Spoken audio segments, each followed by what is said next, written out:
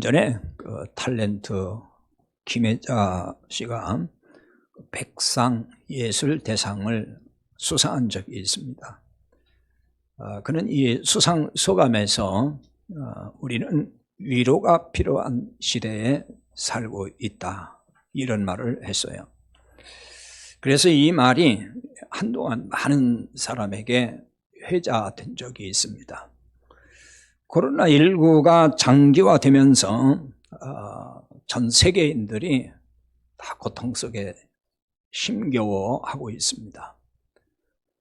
우리나라는 말할 것도 없고 온 세상이 지금 그것 때문에 다 전전긍긍하고 있습니다. 자영업자, 소상공인들은 지금 다 죽을 지경이라고 난리고 다들 지금 힘들어하고 있는 것이 현실이고, 엄청난 타격을 받고 사는 사람들이 주변에 정말 많습니다. 그래서인지 코로나19 시대에 가장 필요한 것이 위로라고 말하기도 합니다. 하지만 코로나19가 아니더라도 우리 인류 역사상 인간이 살아가면서 한 번이라도 위로가 필요 없었던 적이 있을까? 그런 적은 없었습니다. 그만큼 인류의 삶이라고 하는 것은 다 애환이 있었습니다. 고통이 있고 괴로움이 있고 어느 시대나 다 위로가 필요했다는 것입니다. 이제 그만큼 세상 사는 것 자체가 힘든 것이고, 세상 살면서 쉽고 편하게 사는 사람은 아무도 없다는 얘기가 됩니다. 그래서 남녀노소 빈부귀천을 막론하고 위로가 필요합니다. 위로가 필요 없다고 말할 사람은 아마 아무도 없을 것입니다. 이 때문인지 이 세상에서도 위로라는 말을 참 많이 합니다. 정치인들 때문에 백성들이, 국민이 여러 가지 스트레스 받고 고통을 당하고 있습니다. 그러니까 또 이제 깨어있는 정치인들이 국민을 위로해야 된다, 위로하는 정치를 해야 된다, 이렇게 말을 하는 사람들이 있습니다. 연예인들도 그 위로라는 말을 참 많이 합니다. 이 시대가 힘드니까 자기가 부르는 노래를 통해서 혹은 연기를 통해서 국민이 위로받았으면 좋겠다, 이런 말들을 그냥 서슴없이 하고 있습니다. 유명 인사들이 나와서 어떤 얘기를 할 때에도 위로라는 말을 참 많이 쓰고 있습니다.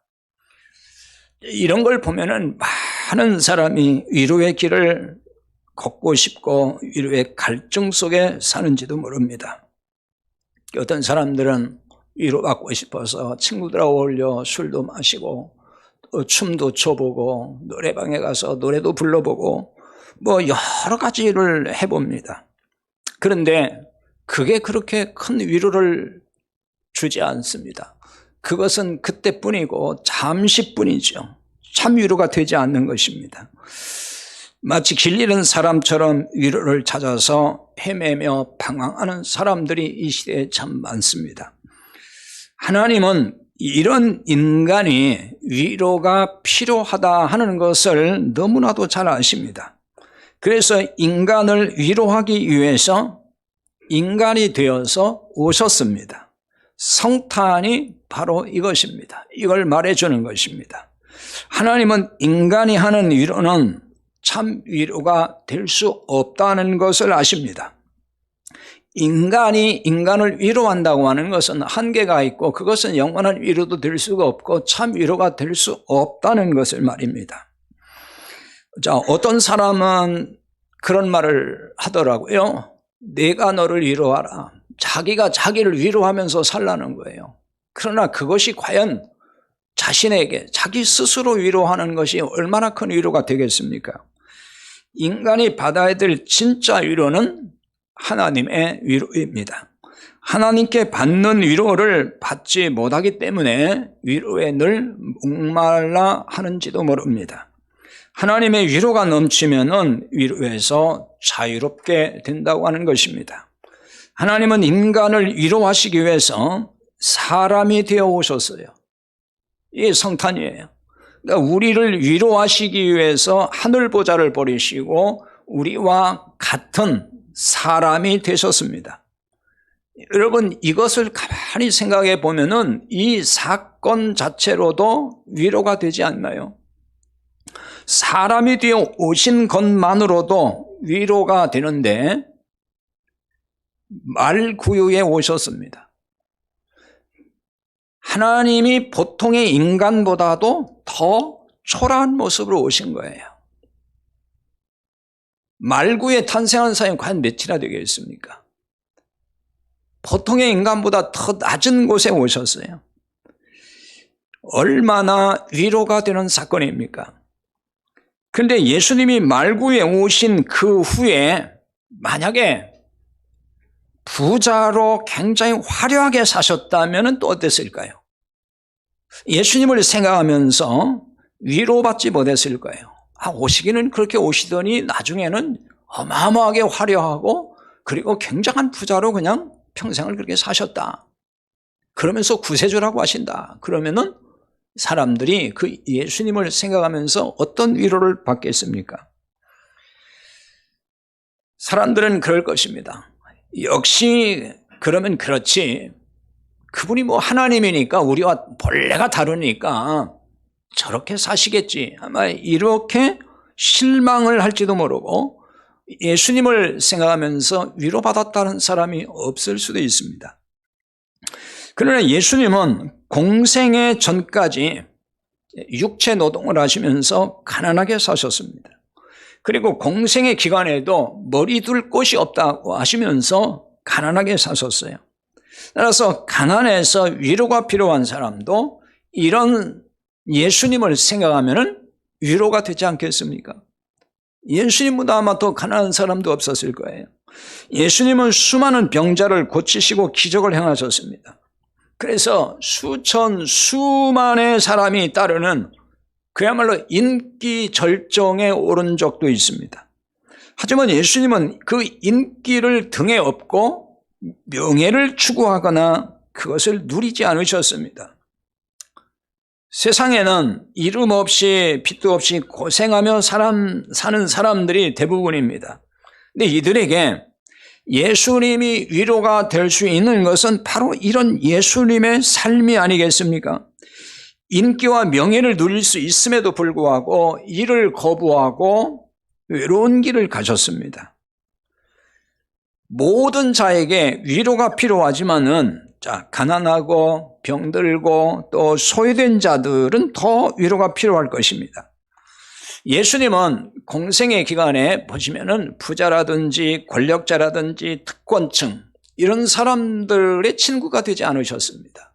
오히려 가난하고 병들고 소외된 사람들의 친구가 되어 사셨습니다. 이런 예수님을 보면은 세상에서 가난하고 병들고 소외된 사람들이 위로를 받습니다. 어디에 가서도 위로받을 수 없는 사람들, 그 누구에게도 위로받을 수 없는 사람들이 예수님께는 다 위로를 받을 수 있다고 하는 것입니다. 그런데 여러분, 이런 여러 요소보다도 가장 큰 위로가 되는 사건이 있습니다. 그것은 예수님이 이 땅에 오셔서 이루신 그 십자가의 사건입니다. 십자가에서 우리의 죄를 짊어지시고 돌아가신 것이죠. 세상의 모든 죄를 다 가져가시고 우리의 죄를 해결하셨습니다. 그래서 이 사건을 믿는 자는 누구든지 모든 죄에서 영원히 용서받습니다. 여러분, 이것보다도 더 큰 위로를 주는 일이 있을까요? 이보다 더 큰 위로가 있다고 생각을 하십니까? 십자가 사건의 의미를 깨닫게 되면은 누구나 위로를 받습니다. 인간에게 본질적이고 궁극적인 고민과 불안이 있다 그러면은 무엇일까요? 그것은 죄와 죽음의 문제입니다. 근데 젊어서는 이런 고민을 잘 하지 않는 것 같습니다. 아마 여러분도 그렇게 사셨을지 몰라요. 젊었을 때는 오로지 어떤 일에 매달리고 어떤 성취욕에 빠져가지고 뭐 죽음의 문제, 죄 문제, 영생의 문제 이런 거 별로 관심 없어요. 그 통계를 봐도 신세대 젊은 층에서는 종교에 관심이 없어요. 근데 나이 들어가면서 종교에 관심을 가져요. 영적인 데 관심을 갖는다는 것입니다. 그러니까 나이가 이제 들면서 죽음을 생각하게 되고 그다음에 죽음 이후의 문제도 생각하게 되고 인간의 죄가 뭔지 이런 거에 대해서 이제 생각도 하고 고민도 하고 그러는 것이죠.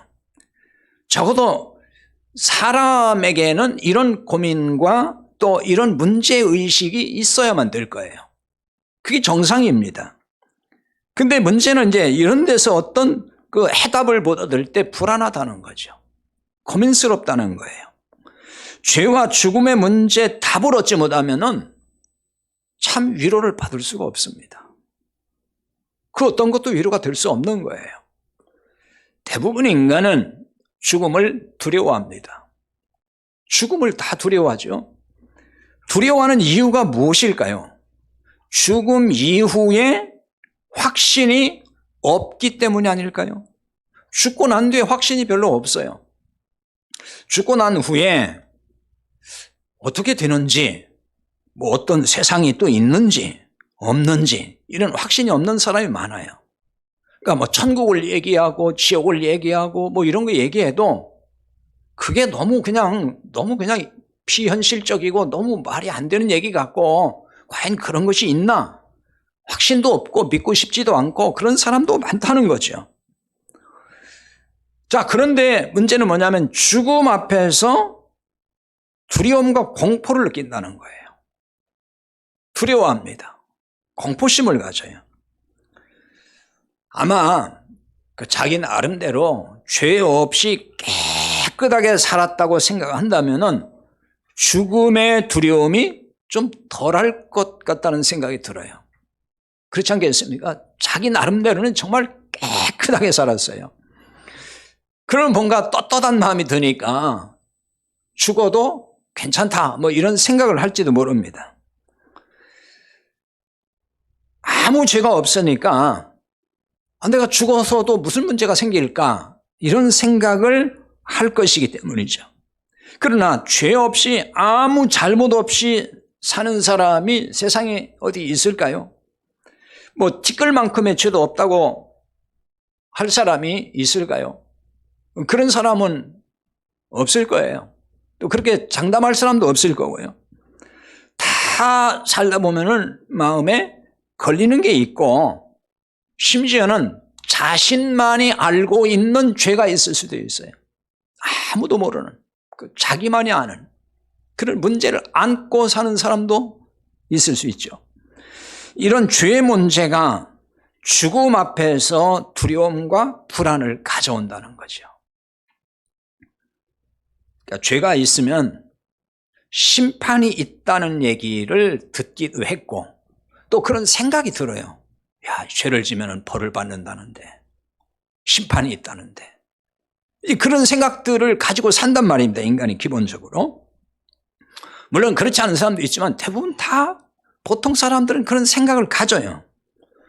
그러니까 이런 여러 면에서 죄와 죽음의 문제가 바로 위로의 본질이라는 거예요. 그 문제에 대한 답을 얻지 못하면은 진정으로 어떤 것도 인간이 참 위로라는 것을 경험할 수 없다는 것입니다. 자, 그런데 예수를 믿음으로 죄와 죽음과 심판에 대한 의문이 깨끗이 해소가 됐어요. 그게 다 이제 해결됐어요.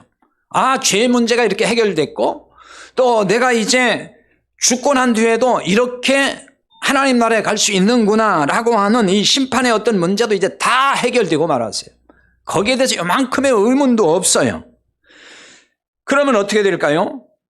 죽음 앞에서 두렵지 않잖아요. 죽음이 두렵지 않은 거죠. 그래서 죽음 앞에서도 십자가의 주님을 바라보면은 위로가 되는 거예요.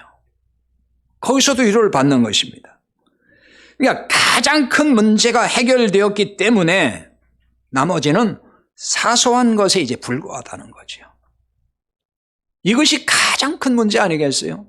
죄와 사망의 문제, 구원의 문제. 여러분 인생에서 이보다 더 큰 문제가 어디 있습니까?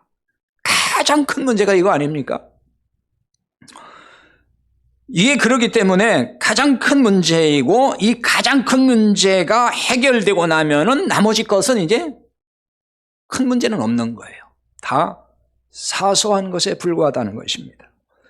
하지만 사소한 문제를 사소하게 보지 않고 크게 본다는 것, 그것이 문제라는 것입니다. 죄와 심판과 죽음과 영생의 문제 외에 육신의 문제는 이제 다 사소한 것입니다.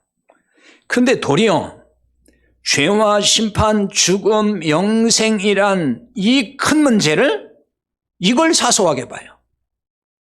그걸 크게 보지 않는다는 거죠. 그러니까 이런 문제에 관심 가져야 안 가져요? 관심 안 가져요. 사람은 사소한 것에 별로 관심 안 갖습니다. 정말 이것은 절대적이고 가장 큰 문제라고 생각하면은 거기에 관심을 가질 수밖에 없습니다. 관심을 기울입니다. 근데 이거 사소하다 그러면은 사람은 별로 관심 안 가져, 신경 안 씁니다.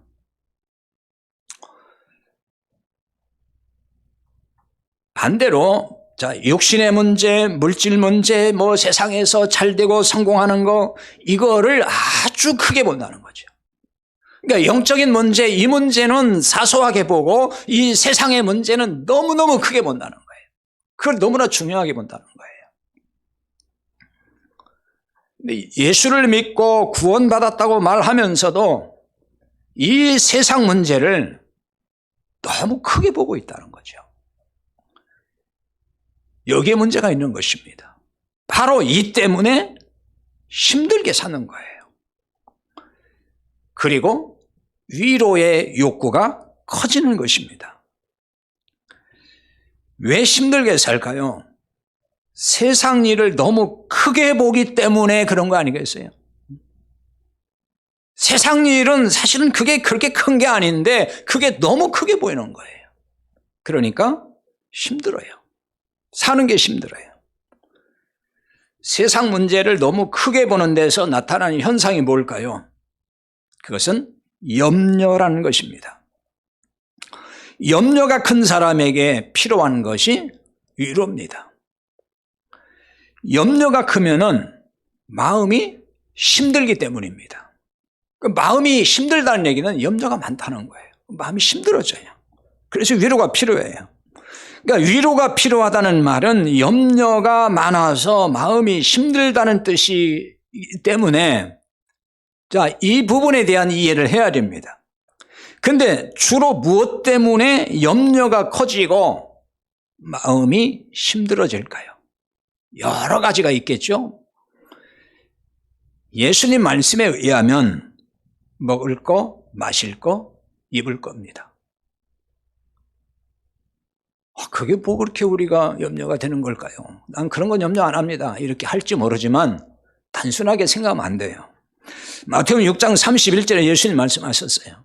그러므로 염려하여 이르기를 무엇을 먹을까, 무엇을 마실까, 무엇을 입을까 염려하지 말라.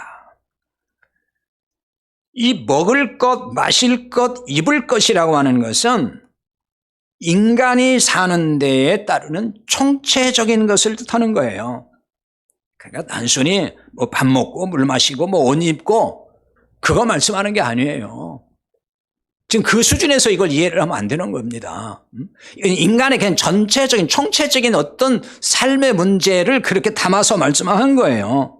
그러니까 인간이 살면서 겪는 총체적인 요소를 예수님이 이렇게 표현했다 그 말이에요. 이것은 원초적이면서 총체적인 요소입니다. 인간이 세상에서 어떤 일에 성공하고 싶어하고 또 남보다 출세하고 싶어하고 또 남보다 돈도 많이 벌고 부자 되고 싶어하는 것은 이게 원초적인 욕구이기도 합니다. 사람마다 다 이런 욕구가 있어요.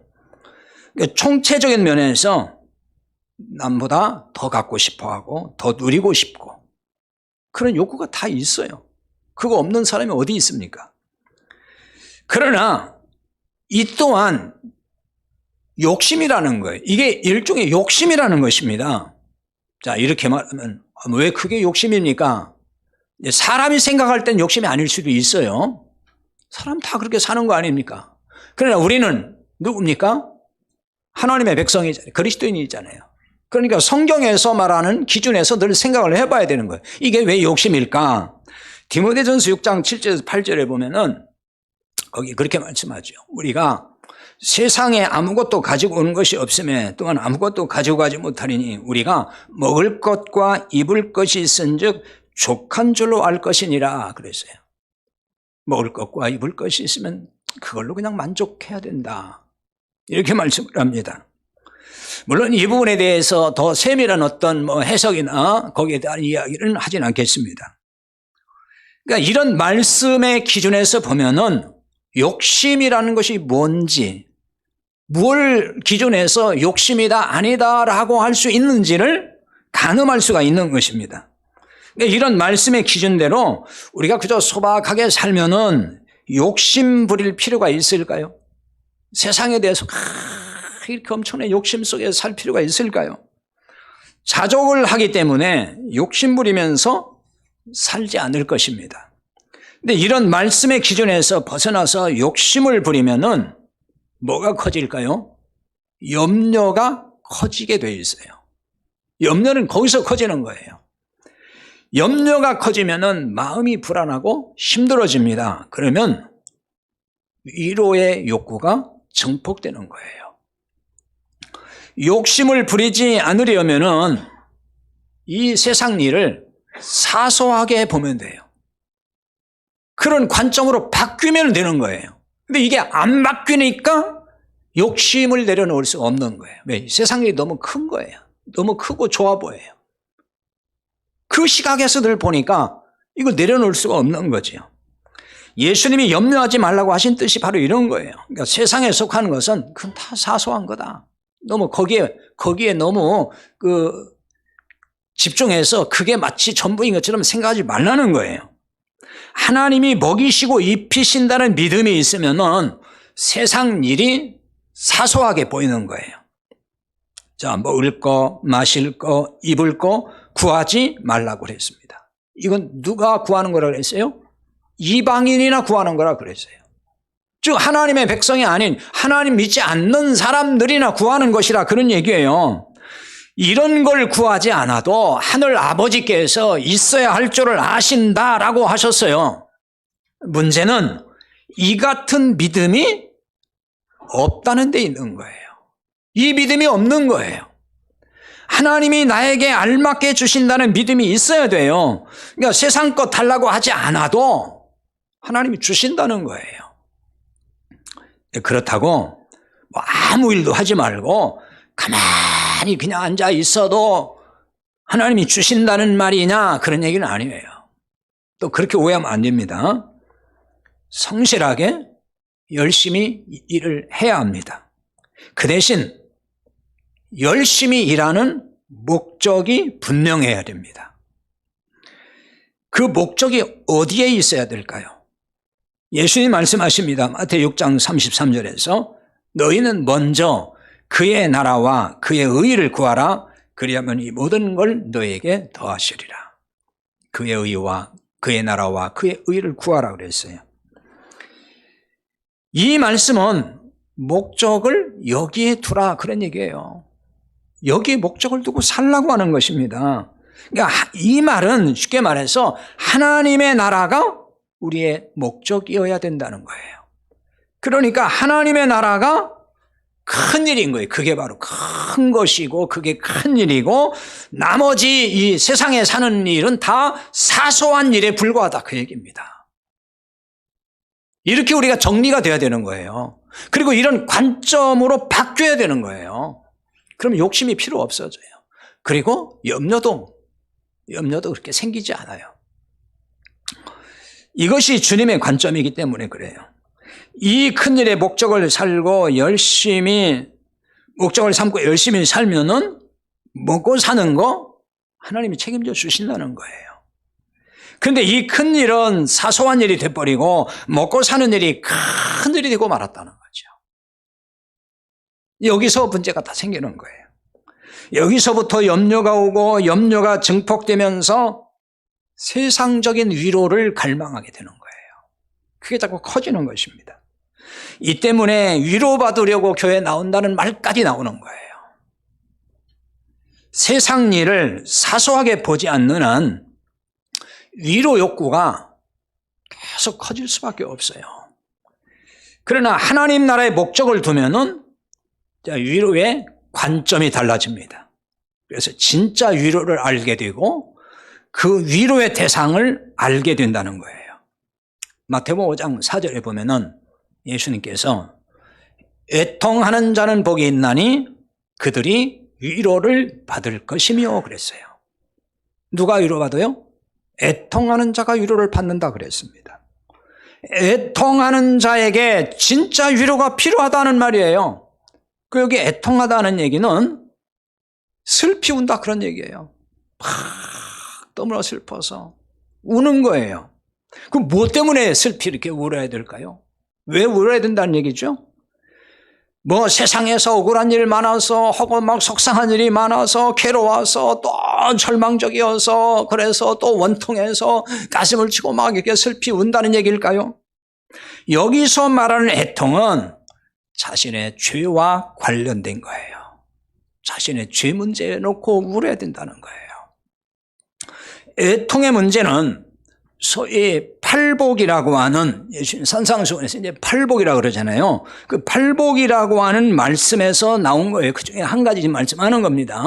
그런데 우리가 이제 팔복이라고 통칭 그렇게 다 알고 있고 그렇게 용어를 씁니다만은 이 내용을 잘 살펴보면은 8가지 복을 말하는 게 아니에요, 사실은. 하나의 복을 말하는 거예요. 그것은 하늘의 복. 그 복을 여러 가지로 설명하는 거예요, 사실은. 그러니까 8가지 복이 아니라 한 가지의 복, 즉 하늘의 복, 그것을 말씀하는 것입니다. 따라서 애통한다고 하는 것은 하나님을 떠난 죄를 깨닫고 회개하면서 우는 거예요. 왜 하나님을 떠나서 내가 죄 중에 살았는지를 슬퍼하는 거죠. 너무 슬픈 거예요. 생각하면 너무 안타깝고 내가 왜 이렇게 어리석고 미련하게 살았는지에 대해서 애통하는 거죠. 막 가슴을 치면서. 그런 슬픔을 느끼는 거예요. 그러니까 이런 사람이 위로받는다는 말이에요. 그러니까 여기서 위로를 받았다는 말은 세상에 어떤 문제가 해결돼서 위로받았다 그 얘기하는 게 아니에요. 하나님의 나라를 기업으로 받았다 그 말이에요. 하나님의 나라를 이제 유업으로 받았다는 말이에요. 이걸 두고서 위로받았다 이렇게 말을 하는 것입니다. 그래서 이게 영원한 위로고 본질에서의 위로라는 거예요. 쉽게 풀이하면은 죄와 용서, 영생의 문제가 이제 해결된 거란 말이에요. 이제 더 이상 죄 문제를 고민할 필요가 없어요. 내가 죄 용서받았나? 용서 못 받았나? 이 죄 때문에 내가 지옥 가야 되나? 벌 받나? 막 이런 두려움이나 이런 거에 매이지 않는다는 게 이제 여기에 답을 얻었으니까 영원히 나는 용서받았다는 확신도 있고 이제 그 문제 분명한 증거가 있단 말이에요. 그러니까 이게 영생의 문제가 해결된 게 이런 거예요.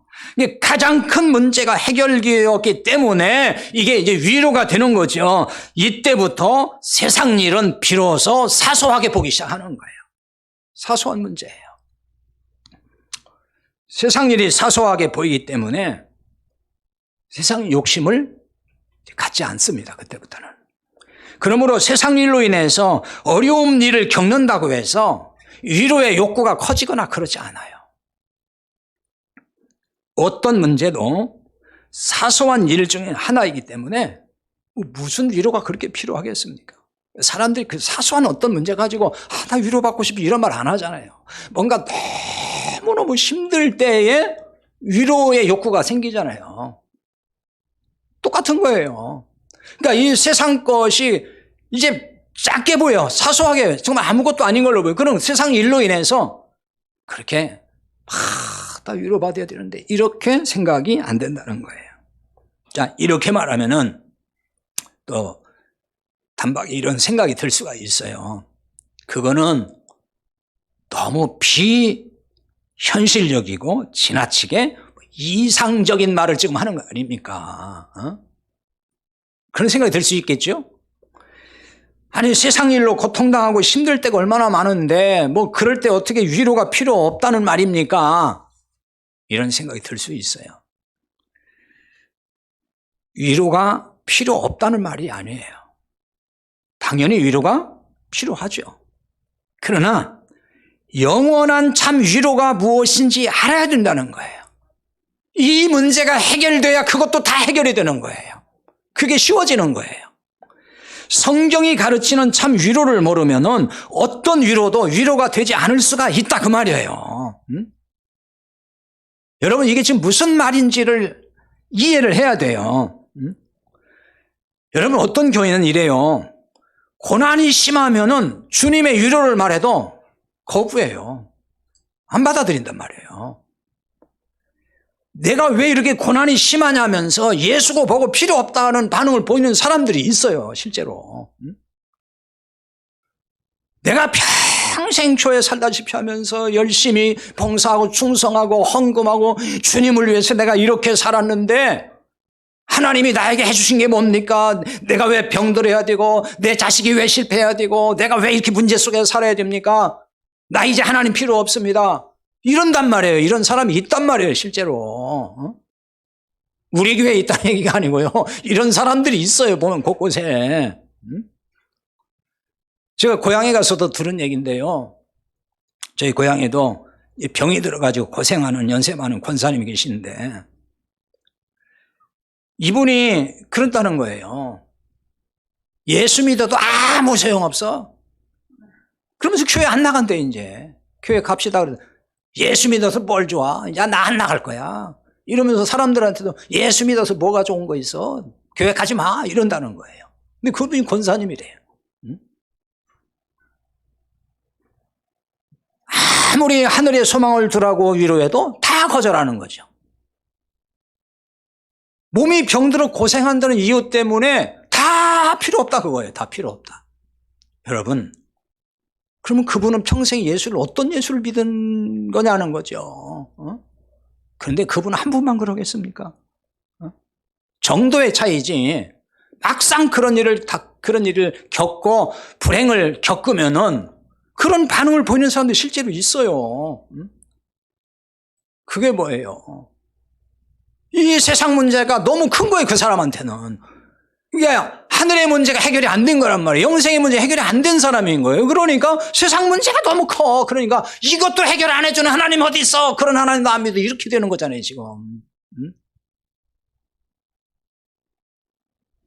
여러분 뭐 다행히 우리 교회에서는 그런 분이 아직 안 보여서 참 퍽 다행이라는 생각도 듭니다만은 혹시 그런 일이 생겨도 여러분 잘 생각을 해봐야 돼요. 그렇게 그런 기준에서 생각을 하다 보면은 다 낙심되고 실망스럽고 그럴 거예요. 그렇지 않습니까? 우리 교회도 다 젊어서부터 교회 살다시피 하고 충성하고 봉사하고 그렇게 살아온 분들을 우리 교회 성도들 거의 다 그런 분들이잖아요. 근데 그런 분들이 무슨 다 지금 인생 문제가 다 잘 풀리고 말년에도 다 좋아지고 돈도 많고 걱정 근심 없이 다 그렇게 사십니까? 그런 분도 있지만은 병들어서 아프고 그냥 괴롭고 또 자식 문제로 속 썩고 뭐 여러 가지 그런 분 많잖아요. 그럼 그분은 하나님이 사랑 안 해서 그런 거냐고요. 그게 하나님이 나 외면해서 그렇고 하나님이 나를 안 도와줘서 그렇게 생각하기 시작하면은 그럼 다 문제가 되는 거예요. 지금 그렇잖아요. 다 그런 분들이 엄청 많잖아요. 그래서 본질의 위로를 말씀드리는 이유가 바로 그런 거예요. 이게 너무 중요하다는 거예요. 이게 깨달아지면은 이 세상에서 벌어지는 문제는 이제 사소하게 보이기 시작을 하고 그래서 그런 문제가 그렇게 문제라고 생각이 안 된다는 거예요. 어느 날부터. 그러니까 그런 것 때문에 낙심하고 절망하고 이러질 않는다는 거죠. 오히려 그것 때문에 하늘의 소망이 더 커지고 주님을 사모하는 마음이 더 커진다는 것입니다. 예수님 탄생 소식을 전한 천사들이 이렇게 외쳤습니다. 내가 온 백성에게 미칠 큰 기쁨의 좋은 소식을 너에게 전하노라. 큰 기쁨의 좋은 소식을 너에게 전한다 그랬어요. 이건 무슨 얘기입니까? 메시아 탄생의 소식이고 이것은 인류를 위로한다는 소식인 거예요. 하나님이 인간이 되어 오신다는 얘기는 인간에게 위로의 소망을 주는 거예요. 큰 기쁨의 좋은 소식이라 그랬습니다. 크다는 말은 이게 메가톤이라는 뜻이에요. 언젠가도 한번 말씀드린 것 같은데 이 메가톤급의 이 큰 좋은 소식이라는 뜻입니다. 예수 그리스도가 인류의 구원자라는 소식이에요. 누구나 값없이 믿는 자를 죄에서 용서하시고 영생을 주시기 때문에 이것은 엄청나게 큰 소식인 것이고 우리 인간을 위로하는 큰 놀라운 소식이에요. 이 예수님을 만나서 구원받은 사람은 가장 큰 인생의 문제가 해결된 것입니다. 가장 큰 위로를 경험한 거예요. 그러므로 이 세상 일은 모두 이제 시시하고 사소한 것이 되는 것입니다. 삶이 힘들고 고달플 때가 있습니다. 왜 없습니까? 속상할 때도 많습니다. 마음 아플 때도 있습니다. 지금도 여러분이 그런 복잡한 마음 가지고 이 자리에 지금 앉아 예배를 드리는 분도 있을 거예요. 그럴 때마다 말구유에 오신 예수님을 바라보세요. 그 예수님을 바라본다는 얘기는 고난의 주님을 바라보는 거예요. 십자가 고난의 주님을 바라보라는 말이에요. 여기서 위로를 받아야 되고 위로를 넘치도록 누려야 됩니다. 여기서 위로받지 못한다 그러면은 주님과 상관없는 자일 수도 있어요. 아무리 예수님을 얘기하고 주님의 십자가를 말해도 나 그건 위로 안 돼요 이런다면은 그 사람은 어쩌면 주님과는 아직 상관없는 사람이기 때문에 그런지도 모르는 거예요. 이건 너무나 중요한 거예요. 위로가 필요한 이 시대에 주님으로 인해서 참된 위로가 넘치기를 바랍니다. 하나님이 인간으로 오신 이 성탄이 곧 우리에게 위로가 된 것을 믿으시기 바랍니다. 다 같이 기도하겠습니다.